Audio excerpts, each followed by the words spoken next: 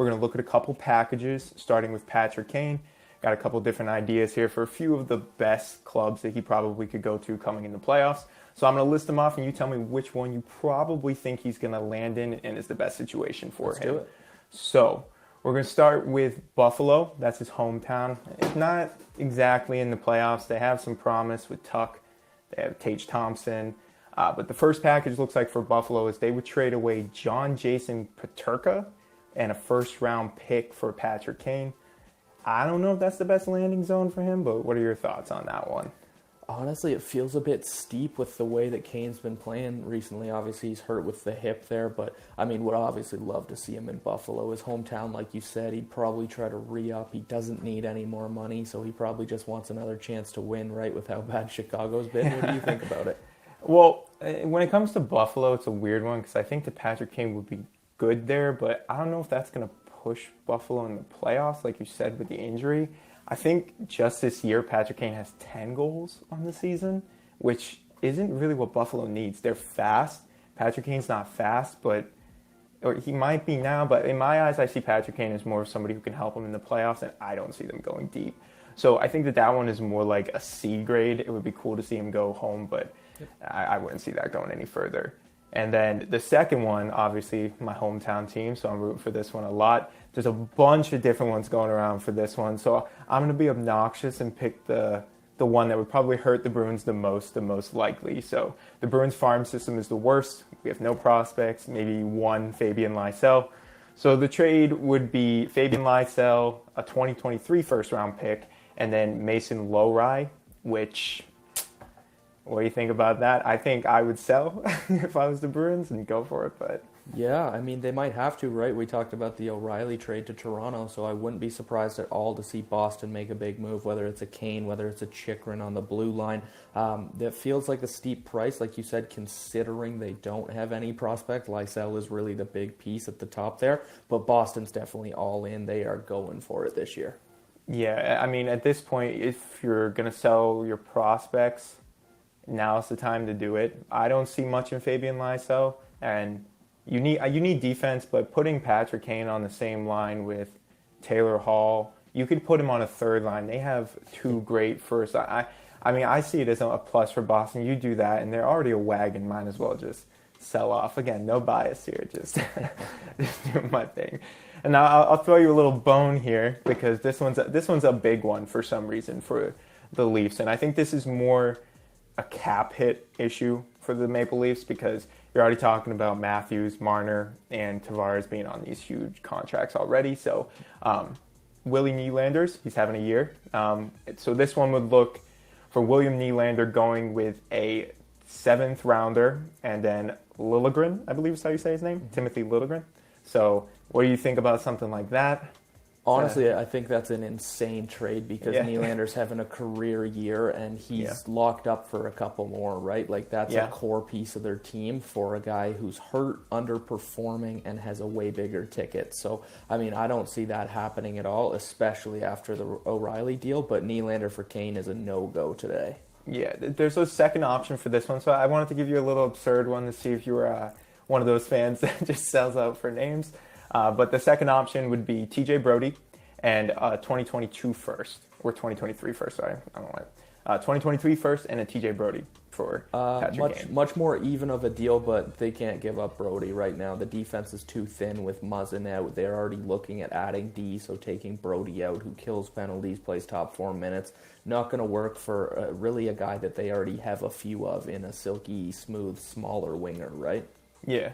So if you were going to sell for the Leafs then to get Patrick Kane, who are you giving away? And don't be biased. Like I said, give him a nice fair trade here for Chicago because they're obviously looking for picks and young prospects. So, I mean, William Nylander would be an obvious first pickup for them. But, again, he has like 30 goals on the season. Yeah. I think he's doing better than Matthews this year. So, that's kind of not a sell for me either. So I truly don't think Kane's a fit on Toronto. Like you said, he's playing slow. He's hurt. It's not somebody that's going to help them bump and grind with Boston. They need depth on defense to play Tampa. I really just don't see Kane as a fit there. But if it were to be a deal like you said, Matthew Nyes, Toronto's top prospect, would have to be going the other way for Chicago, right? Yeah.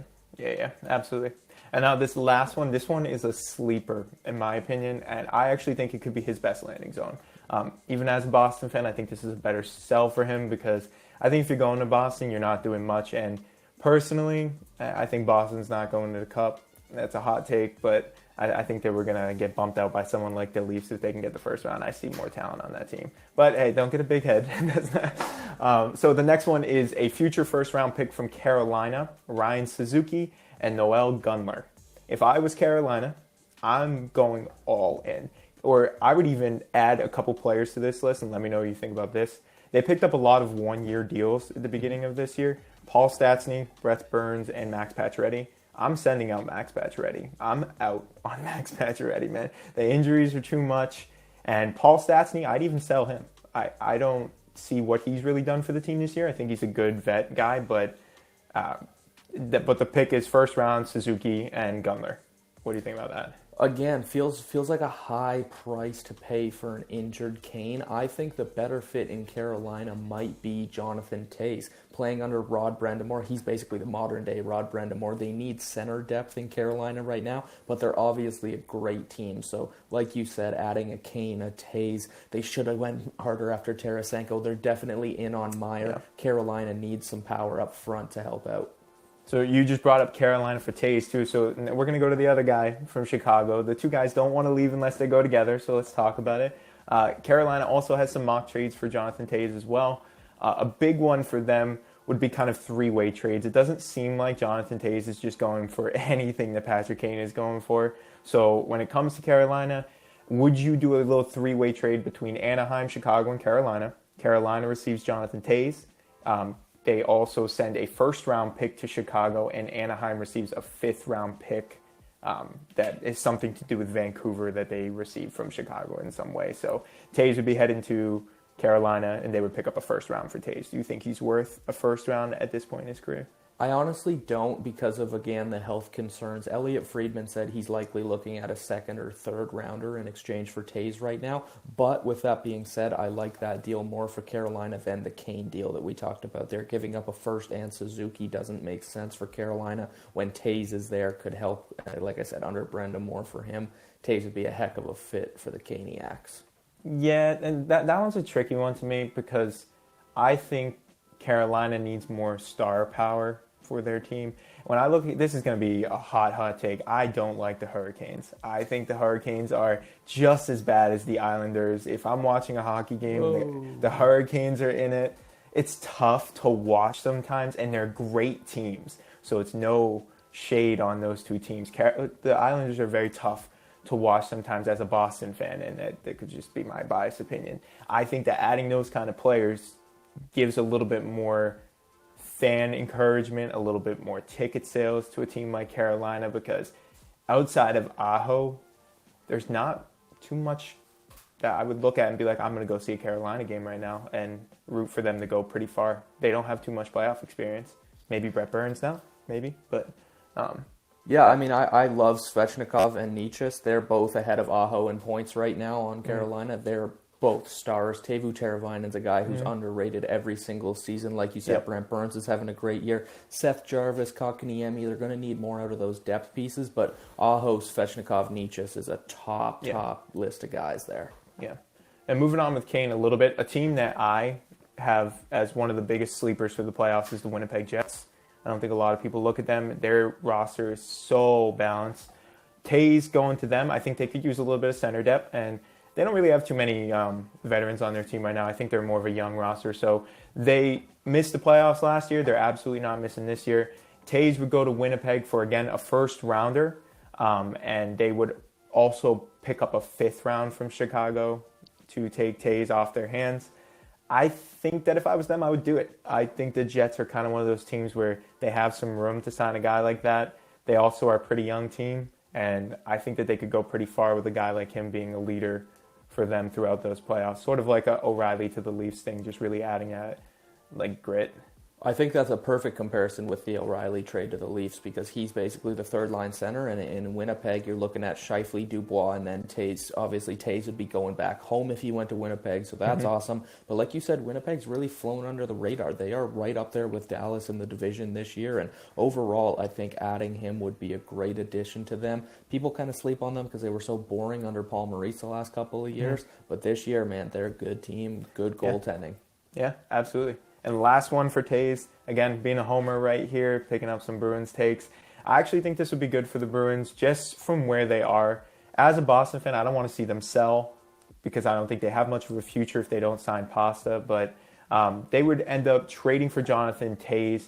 The Blackhawks would receive Connor Clifton and a 5th-round pick. They would also have to retain some of Taves' salary. And then they would get a 3rd-round pick as well. So Blackhawks would get a 5th round, 3rd round, and Connor Clifton, and the Bruins would get Jonathan Taves on a 50% retain. I would do that because if you look at the Bruins team, Krejci's not playing long. Bergeron basically was retiring this year if he didn't come back for one more. You have no centers. Who's your next guy up? Charlie Coyle? He's not a bad player, but you need to sign some centers. And I don't think that Taves is the long-term answer, but for playoff depth, I would say probably Taves is a good 3rd liner, like we were talking about with O'Reilly. Again, I think teams trading for Taves are just looking for more veteran grit, and that's how I see that. But what do you think about the Bruins picking up Taves? I do think Taves is probably a fit in Boston. I like the Clifton trade, but like you said, they've got Bergeron, they've got Krejci, they've got Coyle, they've got big bodies down the middle. So adding on D is really what I think Boston likely does, and then maybe some depth scoring. I don't know that Taves is the best fit, but he definitely fits right in there with Bergie. Yeah, and those are more the veteran guys. And there's one young guy that's going around the league that I think actually would make a difference for teams in the playoffs. Timo Meier, absolute sleeper player. Nobody talks about him because he's on a team that is not that great this year. And he's also being overshadowed by Erik Karlsson's somewhat of a comeback season. I mean, $11.5 million is paying off this year. But so Carolina, like we were talking about, they have some injuries on their team. A big guy I think they should go for is Meier. What they would have to send around is a 1st-round pick, Scott Morrow, and potentially Antti Raanta because the Sharks are looking for a little bit of goaltending. They don't have the best. I think they have James Reimer right now, which he's not a starter anymore, I don't think. So what do you think about the Canes going in on Meier? I think the Sharks would be looking for more in return there. Meier's a heck of a player. Like you said, he's right up there in the shot leaders in the league with Ovechkin and Matthews every single season. I think Carolina could definitely use him. As we said, they could get some more scoring. They lost Pacioretty. They need a center down the middle there as well. But to me, man, the best fit for Meier is New Jersey. They've already got a bunch of Swiss guys on the team. They're competing in that tight division. What do you think for New Jersey? I think New Jersey's good. If I was New Jersey, I would not offer more than picks. I would stick with picks, and if you have a prospect that you're willing to let go, maybe. But I would say a 1st and maybe a 2nd or 2.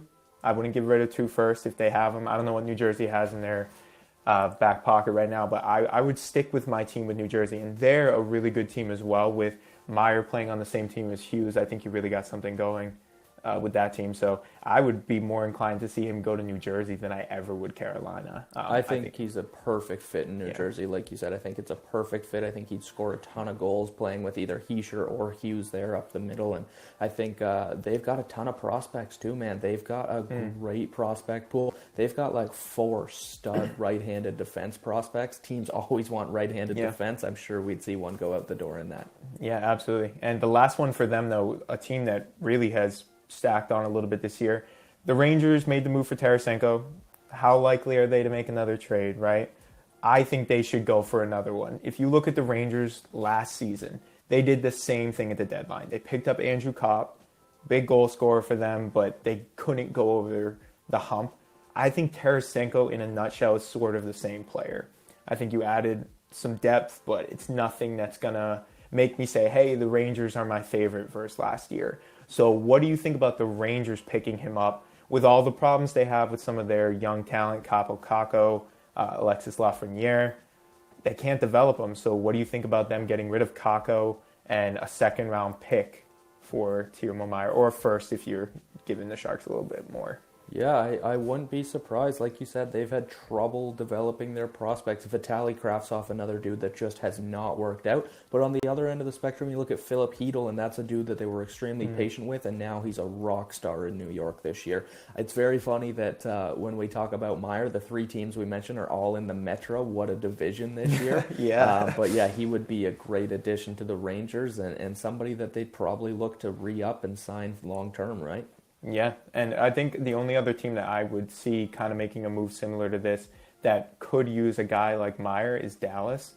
I think a lot of people aren't talking about Dallas this year, and I think that they're this is their year. This is Dallas's year. That they've been floating around probably for the past 4 years, getting really lucky with picks like Robertson, becoming a stud, Ottinger doing what he did last year in the playoffs. What would you trade if you were Dallas for someone like Timo Meyer? Oh, it's definitely going to start with one of their younger guys because, like you said, they've had some great track record with drafting from Heiskanen to Ottinger, Robertson. You even look at Dellandrea and Wyatt Johnson. Those guys have been great. Dallas is for sure looking for a winger to play alongside Tyler Seguin right now. I don't know if it's as steep of a player as Timo Meyer. They might be looking more in that kind of third line, second line winger type role there to play with Seguin. But overall, I think Dallas is an underrated team still somehow, and they're going to make a deep run, so they should definitely add another winger.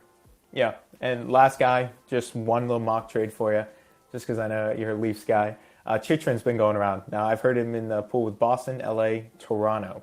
Talk about guys you're going to give up. I love watching Toronto just because some of my favorite players are on that team. If you were trading for Chychrun, who are you dropping for Chychrun? I think Arizona would probably want one of the Leafs' young D, whether that's a Rasmus Sandin, a Timothy Liljegren, a Topi Niemela in the minors, who's our top D prospect.